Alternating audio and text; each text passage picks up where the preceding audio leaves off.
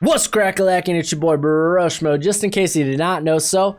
And today, we're talking about the linebacking class in the 2021 NFL Draft. It's a very good class, and I'm going to give you my top 10, count it, 10 prospects in this linebacking class. But if you are a Bro Scout tier member, you get my full rankings. So, it's the best way to support the channel. If you want to check out my full rankings, go ahead, become a member today. But either way, any and all support, it's much appreciated, much obliged. You could go ahead and just become a bro and subscribe. Leave a thumbs up. Throw a comment down. Have that nice, good football discourse in the comment section. All support is great. I appreciate it. I will have a 7-round mock draft sometime next week on top of my big board, so be on the look for that. Let's talk linebackers. We're talking Micah Parsons. Of course, man, this is one of the best linebacker prospects we've seen in quite some time. He decided to opt out of the 2020 season, quite frankly. Didn't need to play it. Didn't need it. He's a freak in terms of just his size and explosiveness. And we'll kind of talk about how explosive he is in terms of him being a pass rusher. But stout tackler, he just eats blocks, very good in the run game, good balance. But as a pass rusher, because this guy, if really wanted, could probably play edge. But because he has some real pass rush moves. Like throughout his career, he has 36 pressures and 8 sacks on only 135 pass rushing snaps. He's a legit threat as a pass rusher. And then, so your probably first question is, okay, how's he in coverage? And by no means is he bad. He's okay. I think he's okay. In 2019, there was only 2 occasions where he allowed 50 yards or more in coverage, which that's fine. And then probably currently one of the biggest questions was, okay, what are these character red flags we're hearing about him now? Because it all stems back from 2018 when he was named in a hazing incident. And I'm just going to kind of call mulligan on that because LeVar Arrington, you might know him, came out and really went to bat for this kid. He was like, okay, yeah, he was a dumb kid at the time, but he's matured a lot. And yeah, he was willing to go to bat for this guy's character. So I'm willing to call him mulligan. I mean, you see a lot of this come around during this, once the Senior Bowl happens, and then suddenly the combines and the combine and the pro days start going about where it's there might be some character concerns there. I mean, just like a month ago, I saw one scout say, yeah, I'm probably going to have Zach Wilson outside of my top 10 because he's a spoiled white kid. Yeah, probably doesn't provide good leadership. And it's this guy was starting as a true freshman, man. He was basically the leader of some grown men because he goes to BYU. Some of those guys are 25, 26 on the team. Okay, spoiled white kid, whatever. Can you throw the ball? All right, cool. I mean, these are young kids. Typically, you're drafting these guys around 20 to 22, 23. So you get a chance to actually mold them into responsible adults.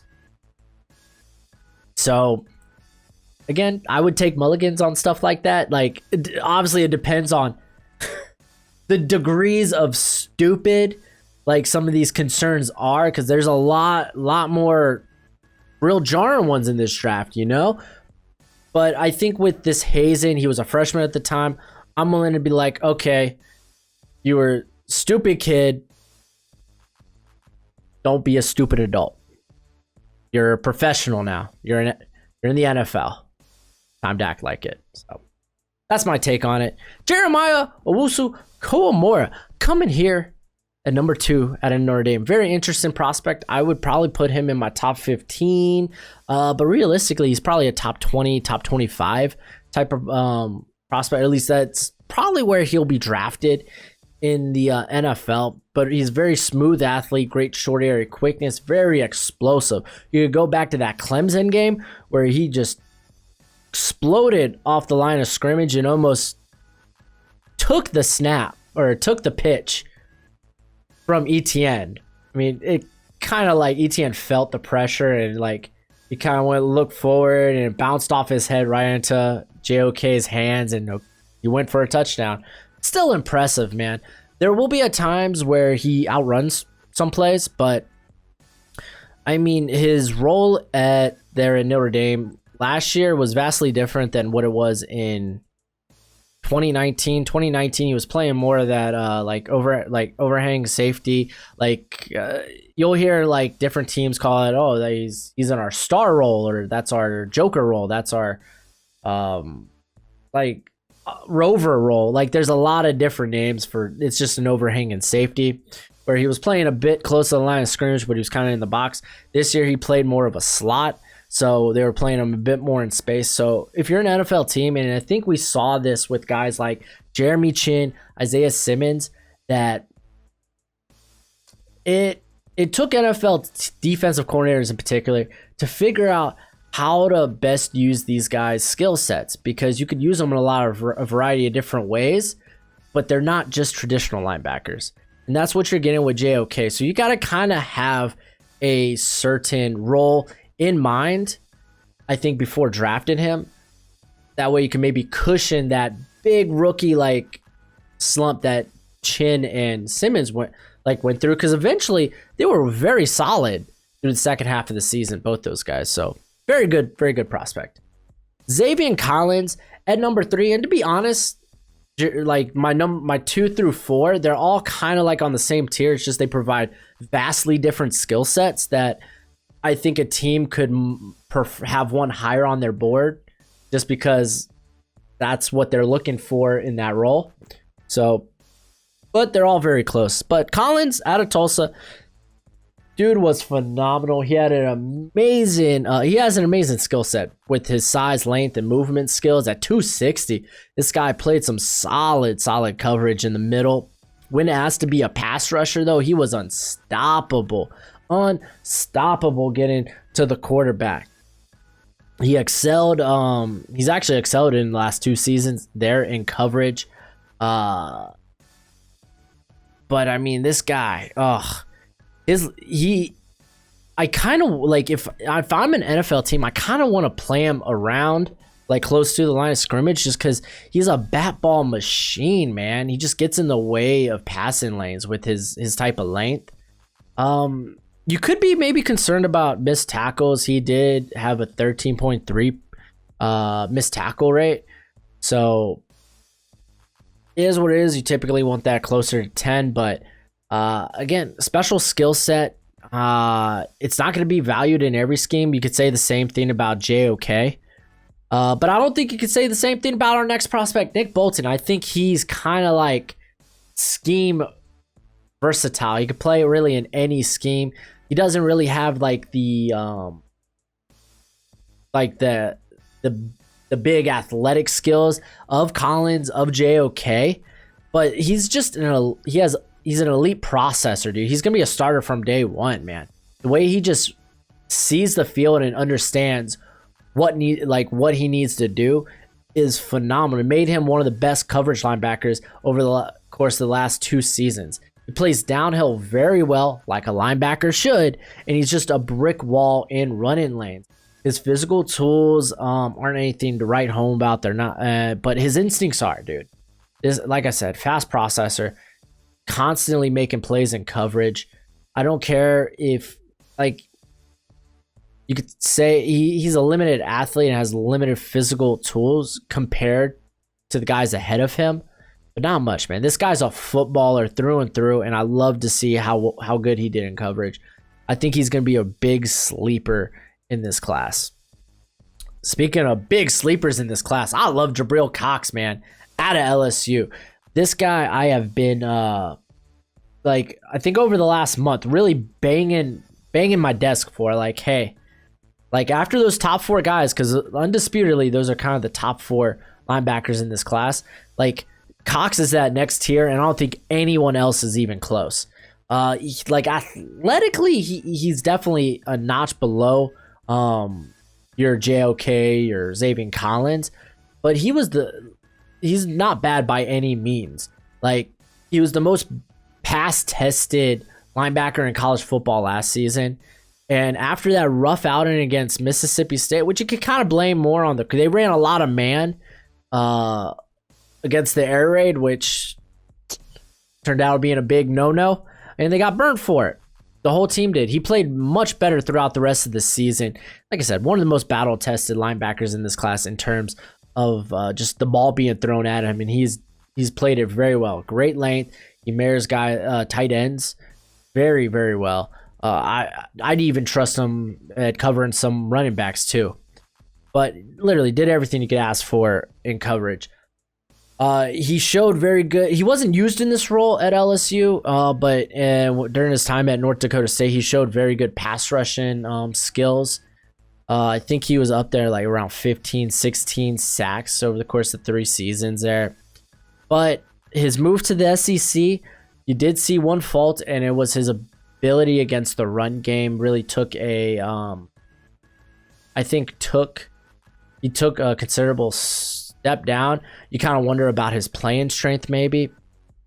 Regardless, like if you know me, man, I'd rather my linebacker be able to cover than stop the run. Like, I think that's something a guy can get better at. Like, but someone that has great movement skills and can play coverage well, hard to find. So yeah, I love me Cox. Had to say it. Chazz Surratt here at 6. I think 2020 was an interesting year, wasn't it? And I think that it was very interesting for Surratt.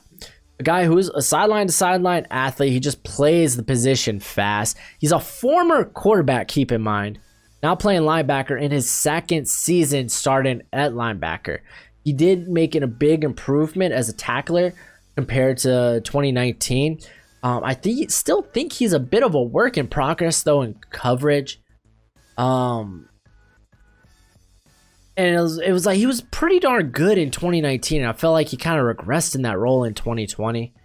But, I mean, being a former quarterback, you got to think he understands a lot of what's going on back there or on the opposing team. Gosh, my dog scared the heck out of me. Thought I was being robbed. But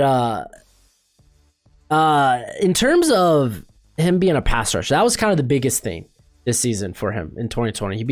He was a very, very good at wreaking havoc in the backfield. Like, he's a lone athlete, and like the way he was how he was really getting in, they were like North Carolina were playing a lot of stunts. You know, you just come around with just free lanes to the quarterback, and with his speed, some teams didn't stand any chance.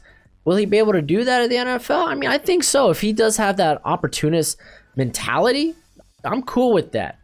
But he does have a knack for the big play and coverage. I will say that, and you could probably attribute that to his quarterback smarts. Like I said, there's a lot to like about him, man. It's just, he's still developing. He's only in his 2nd year as a linebacker, so pretty impressive with what you saw. He did come in weighing a bit less than he anticipated at the Senior Bowl, but it is what it is. Cameron McGrone out of Michigan. This gentleman here he lacks a lot of length. I'll say that. Let's start with the bad part. Lacks length, so you kind of question his real ability in coverage. But I mean, he's got a very good athletic upside that you think can overcome the lack of length. Again, mainly in coverage, because I mean, he's made no plays in coverage throughout his career. He has literally 0 pass breakups, 0 picks.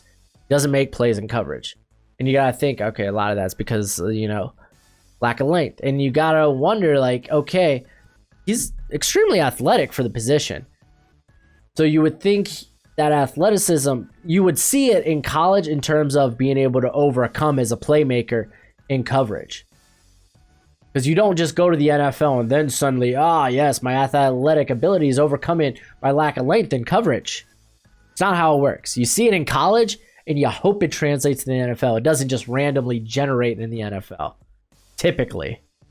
But outside of that, like, he does linebacker things extremely well. He does have great range, good explosiveness.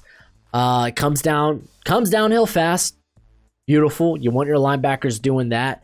And he actually stacks blocks well despite the lack of length. He doesn't really he doesn't really get locked up, which is what you like to see. You worry about those guys that have short arms that get caught and have a hard time disengaging from blocks. Only 9 missed tackles over the last 2 seasons. Very good, very solid. I think well worth a 3rd round pick. Baron Browning at Ohio State. A lot of people, man, coming at me like personally mad that I don't have Browning higher.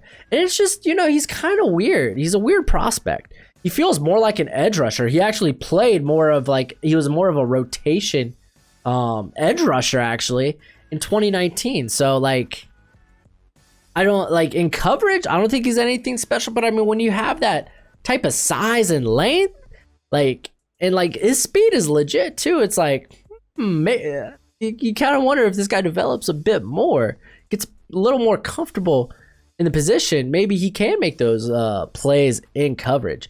But he did struggle mightily when asked to do traditional linebacker things. What they really succeeded at him with was really just blitzing, because the dude, I think he still could be a pass rusher if you really want him to be. Maybe just have him be a stand-up pass rusher. He was very good against the run too this year. And this is what I mean, man. In coverage, just from a processing standpoint, man, you still look at him and it's okay, it's still coming together up here. I mean, QBs, their average quarterback rating on Browning was 121.5. Receivers had a catch rate of almost 85% on them. So, I don't think he's going to be good in coverage at the next level. That's just my opinion, but I will concede that, yeah, he's still developing. He hasn't really played a traditional linebacker role. I'll say this because a guy that I'm pretty high on, that I have a 5th round grade on, Derek Barnes, I think, out of Purdue. I'm man, it makes sense. This guy's really in his first season of being a traditional linebacker. Outside of that, he was mainly playing edge rusher. So you kind of I want to give Browning the same benefit of the doubt because I think he's a bit more put together. So I guess you're willing to take a chance on that guy in the 3rd round. I'll say that. Dylan Moses at number 9, man. Slippery slope, man. He fell quite a bit, but he's an athletic freak, one of the best tacklers in this class. That's what really put his name on the map. Could have been a 1st round 2019, even despite the injury. Now I could see him honestly slip into the 4th round. He was exceptionally bad in coverage, just very bad. I mean, you like his explosiveness, dude. He could beat offensive tackles if he likes sometimes. But just, I think part of it was this year in coverage, the ACL injury. Yes, obviously that was a big thing. But I think what it really cost him was because he was moving more to the middle role, middle linebacker role there for Alabama, at least supposedly in 2019, where you're gonna have a bit more coverage responsibilities. So we're really seeing his first swing at something new. It's vastly different how you play in the middle compared to how you play weak or strong side. But I mean, he's just in space. He didn't feel good when he had to change direction. It was I thought this guy's a very good athlete, but boy, oh boy, he's more like a locomotive. Then again, that's how I felt about AJ Dillon. Still do though. Still do. I mean, with his athletic upside, I'm still willing to take a shot in the 3rd round on someone like him, because he will produce in some sort. He will produce in a role in the NFL. Don't get me wrong. It's just, you got to understand, hey, he's a little bit behind the developmental curve because, that 2019 was taken from him. So, and then number 10, let's finish this strong. Justin Hilliard out of Ohio State. At this point, you probably notice that when it comes to linebacker, I'm a lot more willing to bet at the beginning of round 3, round 4 on these guys that they have a little freakiness to whether it's their physical tools or their athletic ability. I'm willing to bet on these guys in these 3rd to 5th round. I'm I'm willing to take a swing at a guy like that. Because with Hilliard, man, just looking at his size and then how he measured out at the Senior Bowl, ain't special. It's barely good, barely average. And he also has a very, very extensive injury history. He's torn both biceps for his ACL, so it's like, okay, not sold yet. Dude plays fast, man. What can I say? He plays fast. He's so quick to get on ball carries. Like, his closing speed is ridiculous.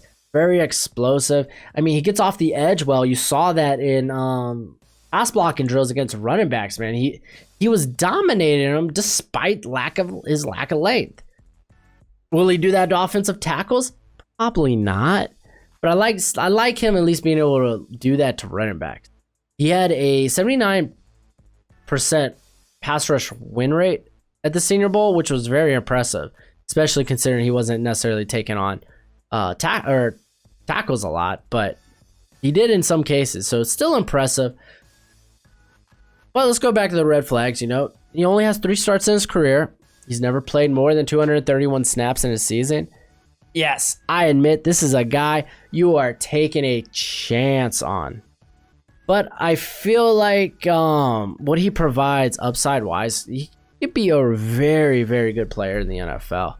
And then, I mean, I'm going to get to like my full rankings with the Bro Scout tier members. You'll kind of see what I mean, because I think this linebacker class, you see a lot of like, oh, that looks dangerous. But then you worry there'll be some concerns there with like maybe the injury history, maybe the lack of experience. So that's just kind of what you're dealing with, I think, after once you get to like Browning here, or like my number 8, the class starts to become, man, I like the upside. Oh, that's scary. You kind of get what I'm saying. But yeah, that's it for the video. Of course, unless you're a Bro Scout tier member, then we're gonna keep talking. But for all you other folks, until next time, you be easy, my friend. Later.